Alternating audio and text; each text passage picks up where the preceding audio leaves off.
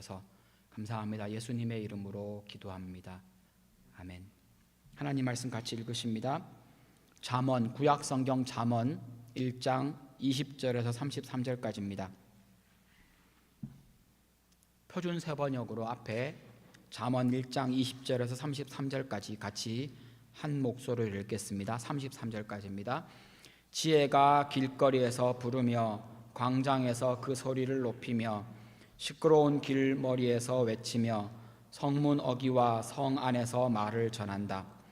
어수룩한 사람들아, 언제까지 어수룩한 것을 좋아하려느냐? 비웃는 사람들아, 언제까지 비웃기를 즐기려느냐? 미련한 사람들아, 언제까지 지식을 미워하려느냐?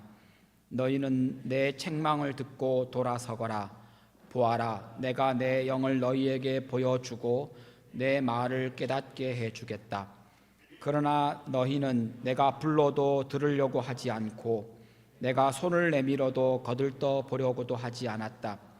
도리어 너희가 내 모든 충고를 무시하며 내 책망을 받아들이지 않았으니 너희가 재앙을 만날 때에 내가 비웃을 것이며 너희에게 두려운 일이 닥칠 때에 내가 조롱하겠다.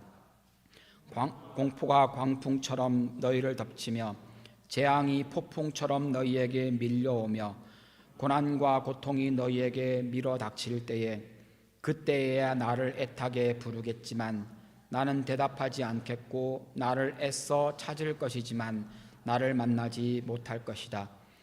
이것은 너희가 깨닫기를 싫어하며 주님 경외하기를 즐거워하지 않으며 내 충고를 받아들이지 않으며 내 모든 책망을 업신여긴 탓이다.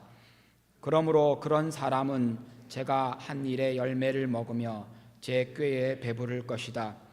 어수룩한 사람은 내게 등을 돌리고 살다가 자기를 죽이며 미련한 사람은 안일하게 살다가 자기를 멸망시키지만 오직 내 말을 듣는 사람은 안심하며 살겠고 재앙을 두려워하지 않고 평안히 살 것이다. 오늘 읽은 말씀 여러분들 가끔 아마 잠언, 지혜에 대한 이야기를 들어보신 분이면 한 번쯤 들어보셨으면 좋겠는, 그리고 이 이야기는 여러 구절에서 지혜로 인용되기도 합니다. 20절에 보시면 지혜라는 말이 나오는데 이 지혜라는 말의 원 단어는 호크마라고 하는 히브리 단어입니다. 말 그대로 그냥 지혜입니다. 지혜. 이 호크마라고 하는 이 단어는 사실은 사람들, 이 호크마라고 하는 지혜가 사람을 부르고 있다라는 것이 20절에 나오는 표현입니다. 제가 빨간 걸로 표시를 한 것처럼 이게 우리나라의 언어에는 없지만 영어에도 잘 표가 안 나지만 히브리 말이나 그리스 쪽 저쪽 말에는 이게 성이 있습니다. 남자인지 여자인지. 요 호크마라고 하는 지혜라는 단어가 여성 명사입니다. 그래서 뒤에 대명사로 쉬가 나온 겁니다. 그러니까 지금 뒤에 나오는 쉬라고 표현하는 이것은 다 호크마, 이 지혜에 대한 이야기를 적고 있는 겁니다. 분명한 건 20절에 콕 찍어서 말합니다. 지혜, 호크마가 사람들을 부릅니다. 네, 지혜는 우리를 부르고 있습니다. 신약 시대를 살아가는 우리들은 이 지혜를 볼 때 성경 해석이라든지 설교를 들으시면 다 확인할 수 있는 내용입니다. 이 지혜는 지금 이 시대를 살아가는 우리에게는 복음 혹은 예수라고 해석이 됩니다. 본문을 통해서 우리에게 주시는 첫 번째 메시지가 그러므로 바로 이겁니다. 예수가 우리를 부르고 계십니다. 예수가 우리를 구원의 길로 부르십니다. 잠언에서 했던 이야기는 정확하게 예수 그리스도께서 이 땅에 오셨을 때에 많은 사람들에게 예수님이 행하셨던 행동으로 그대로 드러납니다. 예수님의 그 복음이 지혜이고, 아니, 예수님이 지혜의 본체이십니다. 예수가 우리를 구원으로 부르고 계신 겁니다. 1장 20절과 21절을 다시 한번 살펴보시면 지혜 곧 복음 곧 예수께서, 그 말로 그대로 바꾸셔도 됩니다. 예수가 우리를 부르시는 것이 아주 공개적입니다. 숨겨진 자리에서 몰래 부르고 있는 게 아니라는 겁니다. 굉장히 개방적이고 공적인 자리에서 부르고 있습니다. 어디에서 부릅니까? 길거리에서 우리를 부르십니다. 광장에서 소리를 높입니다. 시끄러운 길머리라고 표현하는 것이 다른 성경 버전에는 성벽 위라고 표현합니다. 성이 있으면 그 성벽 위에 올라가면 성 안과 밖이 다 보이는 곳입니다. 거기에서 외칩니다. 사람들이 오가는 길목인 성문에서 말을 전하고 성 안을 돌아다니면서 지혜가, 복음이, 예수가 우리를 부른다는 겁니다. 그 예수가 우리를 구원의 길로 부르고 계십니다. 예수가 여러분을 부르는 소리를 못 들었다, 이런 핑계가 안 될 만큼 예수가 우리를 적극적으로, 공적으로 대놓고 어느 곳에서든 여러분을 부르고 있습니다. 사실은 그래서 여러분이 여기 지금 오신 겁니다. 우리 예수님이 여러분을 구원의 길로 부르고 있다라는 이야기는 신약 성경, 아니 성경 전체에서 한결같이 하는 말입니다. 예수님이 어떻게 부르셨는지 예수님이 직접 이런 말씀을 하신 적이 있습니다. 마태복음 11장 28절입니다. 수고하며 무거운 짐을 진 사람은 모두 내게로 오라. 예수님이 부르십니다. 어떤 사람을요? 수고하고 무거운 짐을 진 사람, 인생의 무게로 어려움을 겪고 있는 사람, 고민하는 사람, 슬퍼하며 자기의 능력의 한계를 만난 사람, 도저히 어쩔 수 없어 절망하고 있는 모든 사람, 그뿐 아니라 작은 것으로 스트레스 받으며 힘들어하며 내 마음속에 분노가 가득 찬 사람, 그게 다 인생의 짐입니다. 그 모든 사람에게 예수님이 말씀하십니다. 다 내게로 오라. 내가 너희를 쉬게 하리라. 이 말씀에 대한 해석은 좀 더 깊이 들어가야 하겠지만 분명한 것은 예수님이 여러분을 복음으로, 하나님 나라로, 구원의 길로 부르고 계십니다. 특별히 부른다는 말 안에는 예수님은 나의 죄 짐을 져 주시기 위해 부른다는 것을 마태복음 11장 28절에서도 확인할 수 있습니다. 가장 큰 인생의 짐이 뭡니까? 내가 느끼든지 느끼지 못하든지, 내가 인정하든지 인정하지 못하든지, 우리 인생의 가장 큰 문제, 가장 많은 문제는 우리의 죄로부터 오고 죄성으로부터 오며, 때로는 남의 죄 때문에 오고 우리의 죄 때문에 오고 아담의 죄 때문에 왔고, 또 많은 인류에 쌓여있는 죄의 결과들이 우리에게로 옵니다. 그 죄의 문제를 해결하여 주시겠다는 겁니다. 죄가 무엇입니까? 다 아는 이야기입니다. 죄는 여러 가지로 설명할 수 있겠지만 성경은 행동으로 나타나고 욕하고 악한 마음을 그냥 품는 정도, 이 정도로 말하지 않습니다. 죄는 본질적으로 내가 말을 나쁘게 한다든지 행동을 못되게 한다든지 무엇으로 이렇게 드러나 보이는 것은 죄 자체라고 표현하지 않고 그것은 죄의 현상 혹은 죄의 증상이라고 성경이 말합니다. 그럼 죄의 본질은 무엇입니까? 죄라는 말의 그 원어 의미를 따져도 그렇고, 죄가 사용된 여러 용례를 따져도 그렇고, 혹은 죄에 대한 개념을 설명하는 성경의 수많은 구절들을 종합하면 죄는 하나님을 떠난 겁니다. 하나님을 떠난 상태. 아담과 하와가 왜 그들이 가장 먼저 죄를 이 땅에 끌고 들어온 겁니까? 선악을 알게 하는 나무의 열매를 먹으며 그들이 품었던 의도가 무엇입니까? 내가 이거 먹고 하나님처럼 되겠다. 정확하게 뱀이, 사탄이 그렇게 이야기했습니다. 너 이거 먹으면 안 죽어. 죽지 않는 대신 너희들이 하나님처럼 될 거야. 하나님처럼 선과 악을 알게 될 거야. 아담과 하와가 그 선악을 알게 하는 나무의 열매를 먹은 이유는 내가 하나님처럼 선악을 분별하여 이것이 선인지 이것이 악인지 내가 정하고자 하는 욕심이 생겼던 겁니다. 그 마음을 품음으로 그들이 했던 행동의 결과는 하나님으로부터 떠난, 하나님이 없는 삶을 스스로 정하게 된 겁니다. 좀 고상한 표현으로 쓰면 하나님으로부터 독립한 겁니다. 하나님으로부터 독립해서 살고 싶었던 겁니다. 그런데 이것을 성경은 죄라고 부릅니다. 왜요? 하나님은 처음 인간을 만들 때부터 인간이 하나님으로부터 독립해서 살 수 없도록, 원래 그것이 인간의 한계입니다. 왜냐하면 인간으로부터 하나님으로부터 독립해서 하나님처럼 된다는 그 말 자체는 하나님이 인간에게 허락하지 않으신 딱 두 가지, 그 두 가지 중에 하나입니다. 그것은 인간과 피조물과 조물주의 사이에 있는 경계였습니다.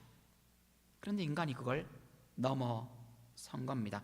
하나님을 떠나 있는 상태, 하나님이 없이도 잘 살 수 있다는 생각, 하나님을 의지하지 않고도, 하나님의 인도하심을 받지 않고도 내가 무엇인가 할 수 있고, 내가 행복할 수 있고, 내가 성취할 수 있고, 내가 원하는 것을 이룰 수 있으며 이 땅에서 내가 만족하며 살 수 있다 라고 생각하는 것이 죄의 본질입니다.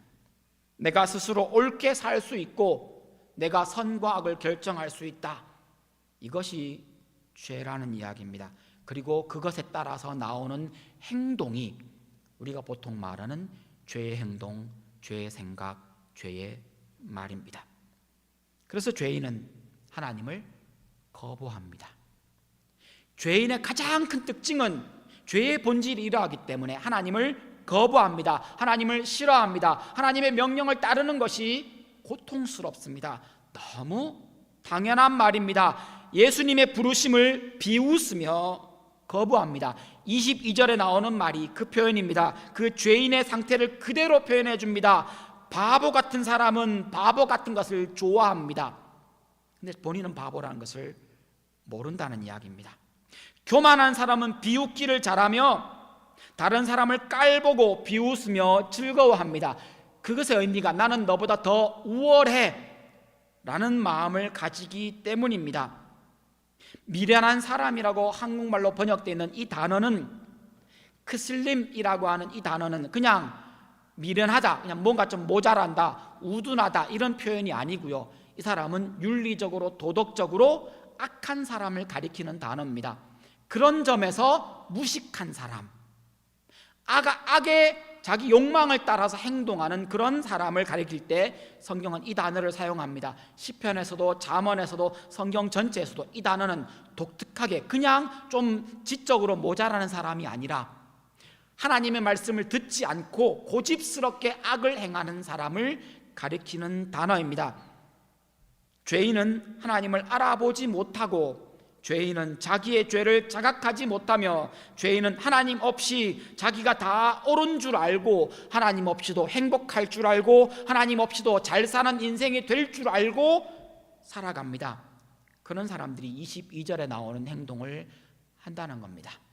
이게 그 사람들의 너무 당연한 모습이며 우리의 옛 모습이었고, 아니 우리의 지금의 모습일 수도 있습니다.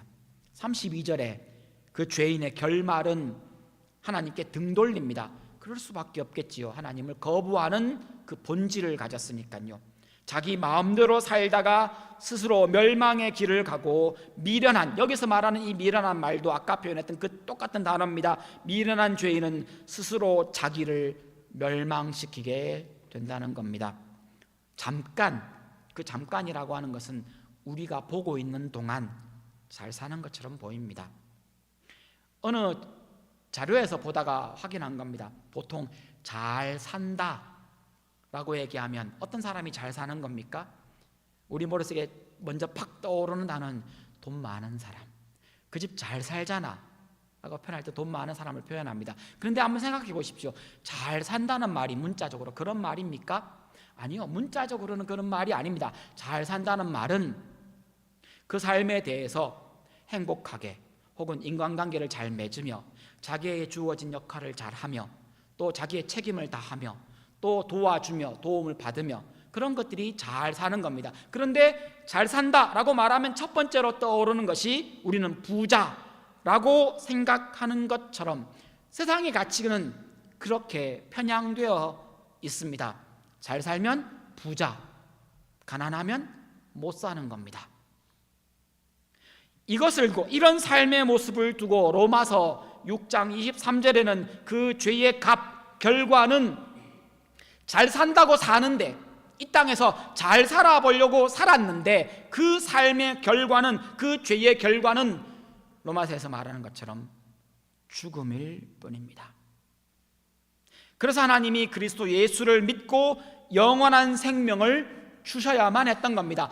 우리 인간이 아무리 노력하고 아무리 애쓰고 아무리 뭔가를 하고 아무리 뭐를 바쳐도 우리에게서 구원이 나올 수 없습니다.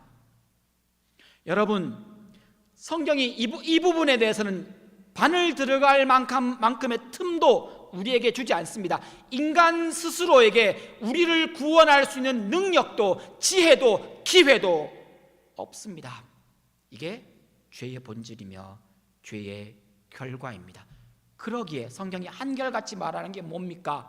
오직 예수 그리스도를 통해서, 오직 십자가만을 통해서, 오직 믿음으로만, 오직 하나님만이 우리에게 생명과 구원과 하나님 나라를 주실 수 있다라고 말하는 겁니다.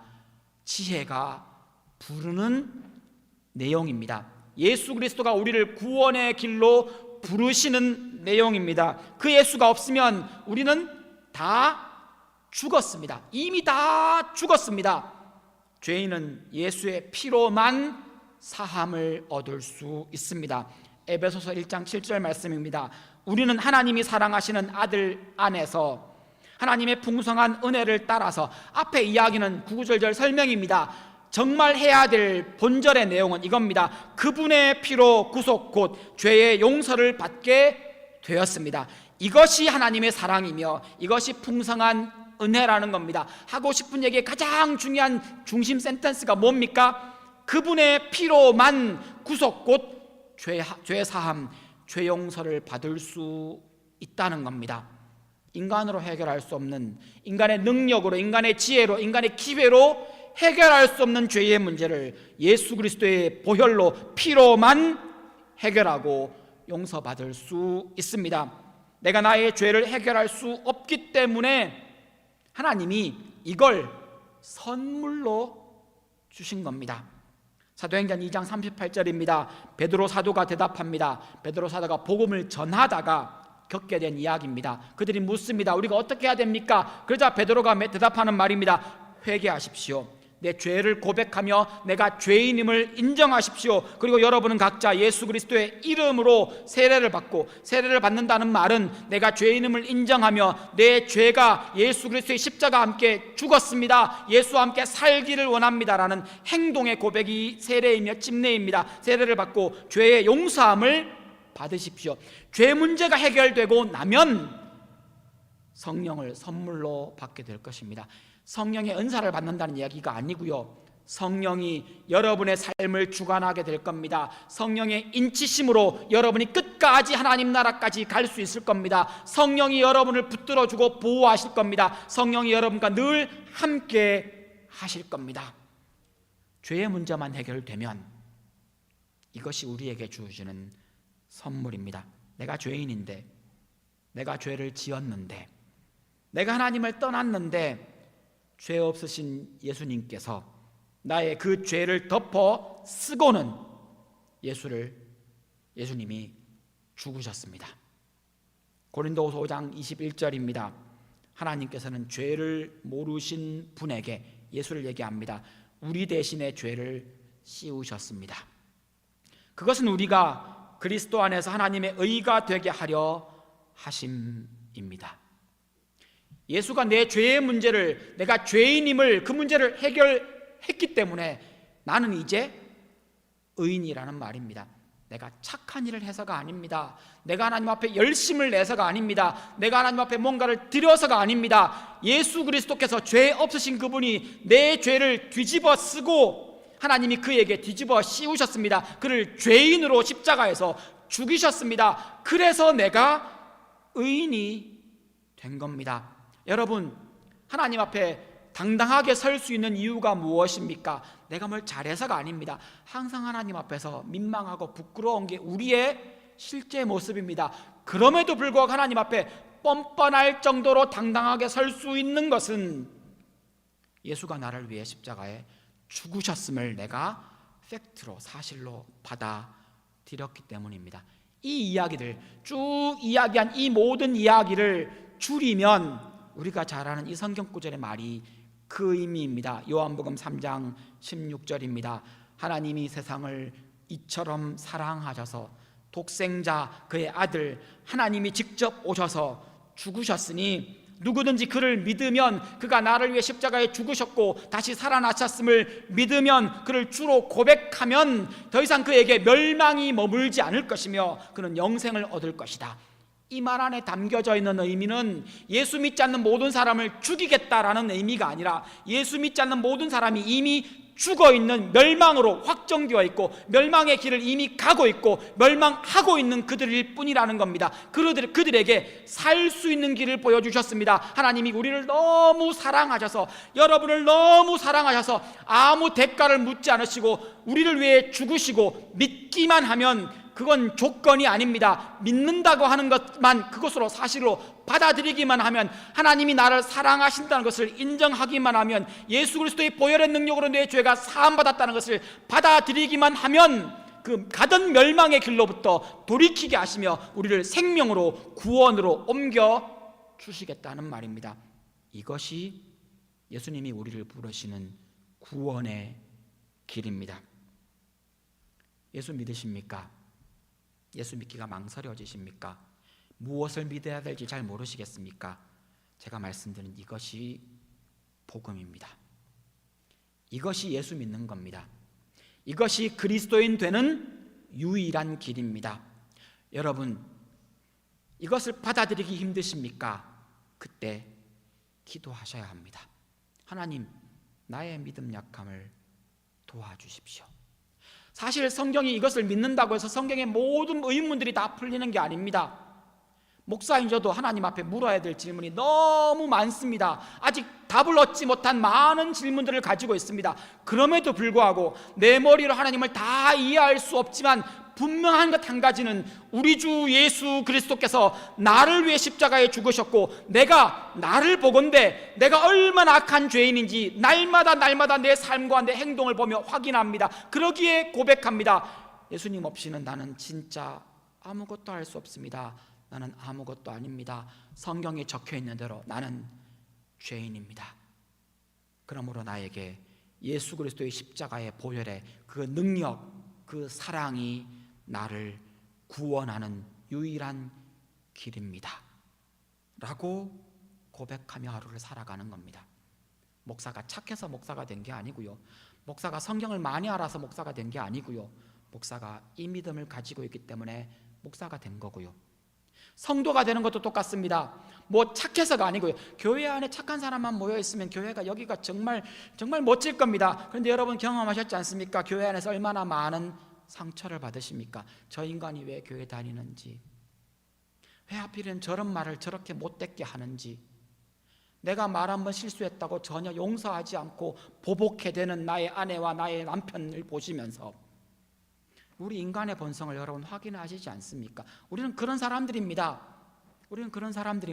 우리한테서 무슨 선한 것이 나오겠습니까? 그런 우리를 우리 주 예수 그리스도께서 그렇게 구원의 길로 불러주신 겁니다. 우리를 구원의 길로 부르신 그 예수님이 지혜가 사람들을 부르는 그 모습에서 확인할 수 있는 두 번째 예수님의 부르심은, 그 예수가 우리를 거룩의 길로 부르셨다는 겁니다. 지혜는, 예수님은 이미 예수 믿는 우리도 부르고 계십니다. 이게 그냥 한 번만 탁 부르고 끝나는 일이 아니라요, 계속 우리를 부르고 계십니다. 한 걸음만 더 앞으로 나아오느라, 한 걸음만 더 앞으로 나아오라. 지금 거기 선 자리에서 하나님 앞으로 한 걸음 더 나아오기를 주님이 부르고 계십니다. 그것이 거룩으로의 부름이십니다. 거룩이라는 말은 하나님의 속성입니다. 우리 인간에게 속한 것이 아닙니다. 그래서 이 개념을 설명하는 것이 참 어렵습니다. 우리가 경험한 적도 없고 우리가 가진 것도 아니고 우리가 아는 개념도 아닙니다. 성경에서 말합니다. 하나님이 거룩하시다. 그러면서 우리를 거룩으로 우리를 초대하고 계십니다. 그래서 거룩을 설명할 때 하나님의 것, 죄 없음, 의로움, 영광스러움 이런 단어들로 표현하지만 이게 다 우리하고 상관없는 단어입니다. 우리가 죄 없었던 적이 있습니까? 아니요. 그래서 우리는 죄 없음이 뭔지 모릅니다. 거룩함 모릅니다. 영광이 무엇인지 모릅니다. 의로움이 무엇인지 모릅니다. 기껏 해봤자 다른 사람한테 선심 쓰듯이 내 거 남겨놓고 조금 준 게 우리에게는 의겠지만 하나님이 말씀하시는 의는 그 이상이기 때문입니다. 그래서 이 의를, 이 거룩을 말할 때에 많은 설명이 필요할 수 있겠지만 저는 이렇게 여러분께 설명드리고 싶습니다. 여러분 머릿속에 행복하고 아름답고 정의롭고 놀랍고 영광스럽고 머릿속에 상상을 한번 해보십시오. 형태이든 어떤 모습이든 머릿속에 마음껏 상상해 보십시오. 여러분 상상한 그것에 그 이상이 거룩입니다. 무엇을 상상하시든 여러분이 세상 가장 행복한 순간 그 이상이 거룩입니다. 여러분이 상상하시는 가장 의로운 상태, 무엇을 상상하시든 그 이상이 거룩입니다. 여러분이 가장 명예롭고 가장 자랑스럽고 가장 행복한 순간 상상해 보십시오. 그 이상이 거룩입니다. 우리가 상상할 수 없는 개념입니다. 그런데 우리를 그것으로 부르고 계십니다. 그러므로 우리는 무엇인지도 모르고 거룩으로 가고 있다는 겁니다. 여러분, 우리는 어디로 가는지 모릅니다. 왜냐하면 우리는 거룩을 모르기 때문입니다. 설명해도 모릅니다. 보여줘도 모릅니다. 뭘 좀 알아야지 좀 설명하면 알아듣잖아요. 우리는 거룩에 대해서 알 수 있는 능력도 없고 우리는 거룩에 대해서 알 수 있는 어떤 자료도 갖고 있지 않습니다. 성경에서 우리를 거룩으로 데려가신다라고만 설명할 뿐. 히브리서 12장에 이렇게 표현합니다. 5절 6절입니다. 또 여러분은 하나님께서 여러분을 향하여 자녀에게 말하듯이 하신 이 권면을 잊었습니다. 나의 자녀들아, 주의 훈계를 가볍게 여기지 말고 그에게 꾸지람을 들을 때에 낙심하지 말아라. 주께서는 사랑하시는 사람을 훈련하시고 자녀로 받아들이시는 자마다 채찍질 하신다. 이 말이 왜 우리에게 의미 있는 말인가 하면, 여러분 인생을 살아가며 신앙생활 하시며 하나님이 여러분을 다듬으시는, 거룩하게 만들어 나가시는 과정 중에 요걸 겪는다는 겁니다. 아프실 수 있습니다.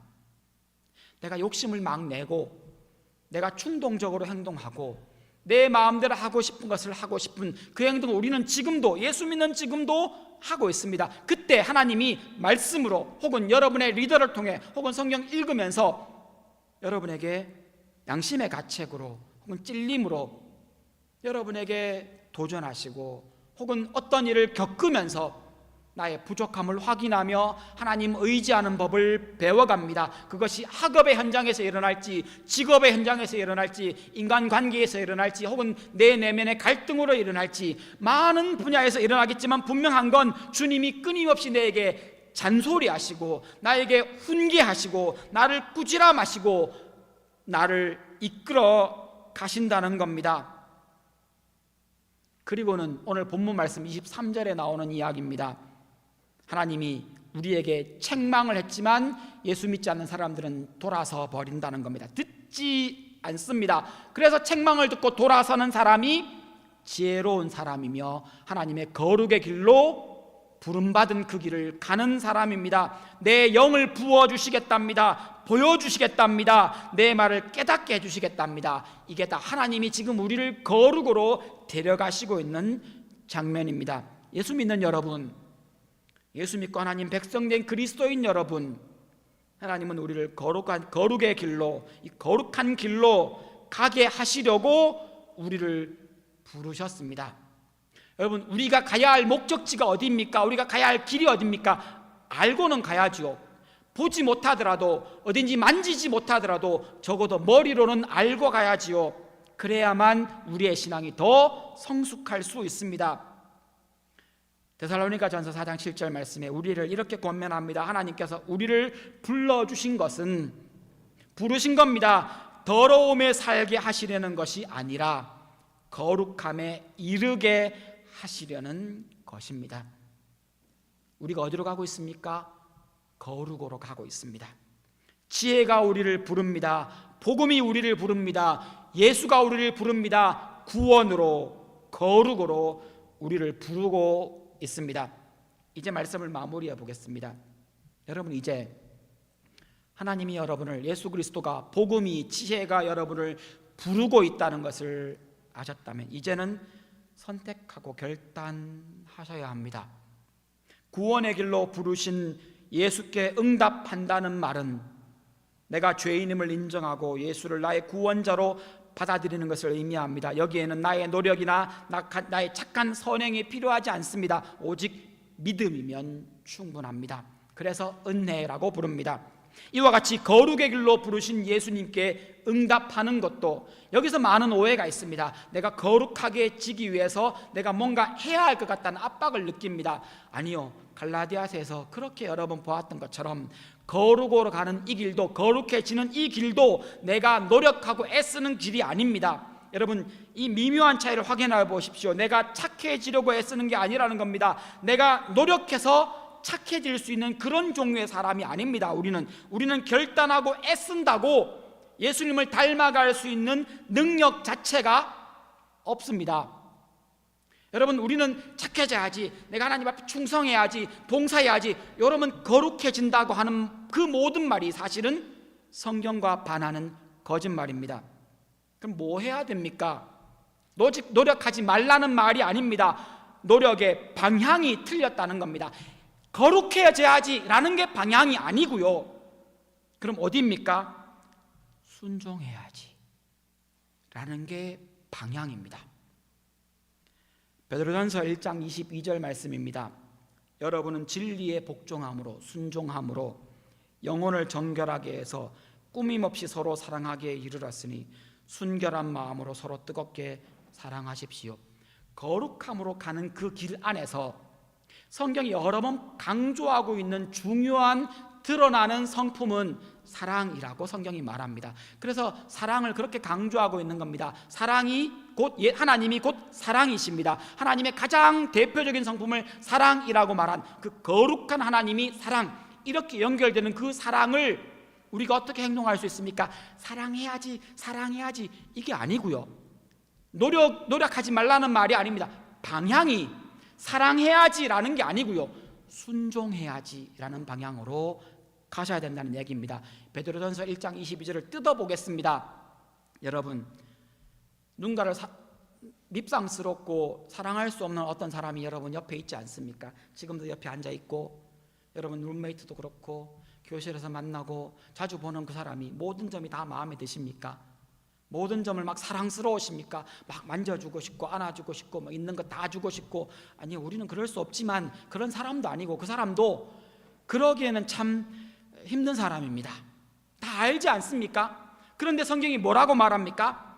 진리가 무엇입니까? 사랑해라, 친절하게 대해주라, 보복하지 마라. 거기 그 말씀에 순종해서, 그 말씀에 복종해서 내 마음이 감정적으로, 내 마음이 사랑이 아직 싹 트지 않았고 사랑이 막 뿜어져 나오는 상태가 아니지만 순종합니다. 순종하는 것처럼, 사랑하는 것처럼 친절하게 말해주고, 마음이 따라간 게 아닙니다. 내 마음에는 아직 부글부글한 분노가 있지만 그 분노를 절제하며 붙들며 컨트롤하며 그에게 친절하게 말하고 그에게 사랑의 언어로 이야기해주고 그를 섬기고, 이렇게 말하면 누가 표현합니다. 아니, 마음은 사랑하지 않으면서 행동을 하는 것은 가식이 아닙니까? 예, 그 표현은 사람들이 하는 말입니다. 성경은 그것을 가식이라고 말하지 않고 순종이라고 말합니다. 여러분, 그게 순종입니다. 내 마음이 따라오지 않았지만 내가 주의 말씀, 주께서 말씀하시니 내가 그렇게 하겠습니다.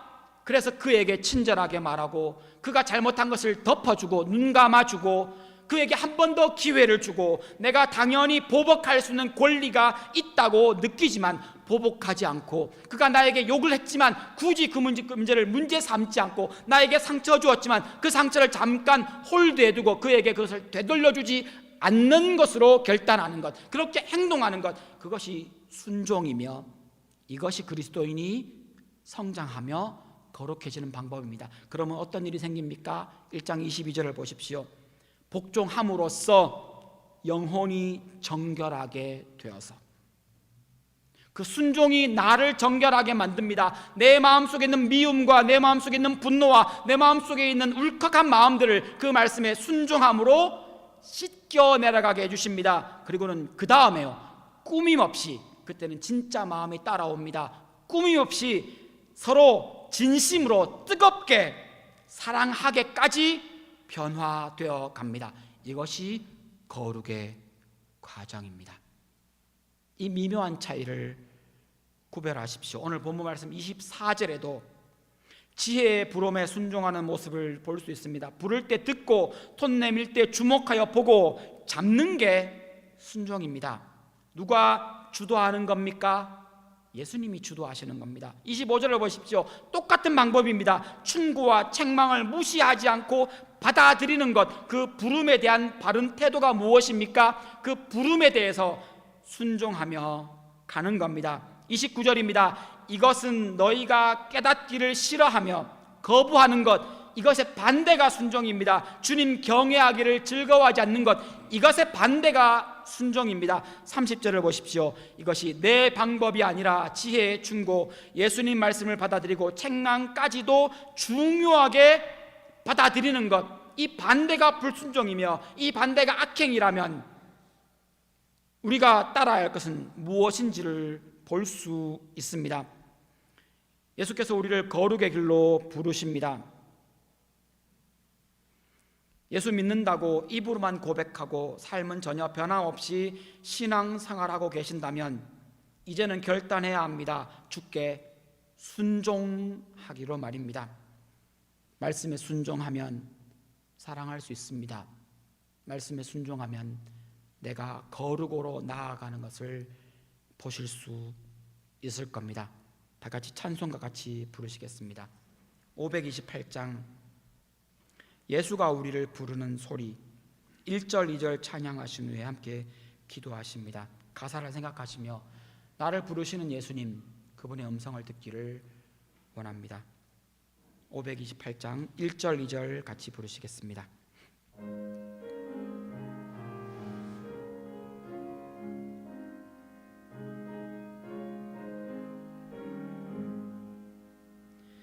예수가 우리를 부르는 소리, 금성 부드러워